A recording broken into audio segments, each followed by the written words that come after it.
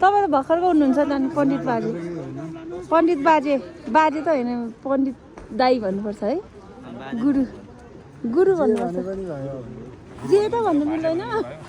होइन गुरु बाजे भने नि गुरु दाइ आया पण्डित दाई हुनुहुन्छ क्या मैले बाजे भनेको बाजे नभन्नु रे बाजे होइन नि अहिले दारी अनि बाजे हुनेलाई त दारी फुल्नु पर्छ मेरो पण्डित भनेको त पण्डित बाजे भन्नु नि क्या त्यही भएर हाम्रोतिर क्या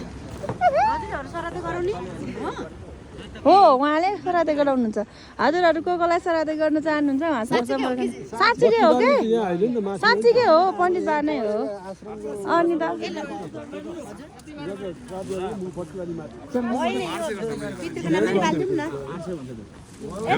मिलाएर गरिदिनु न मैले दिने हो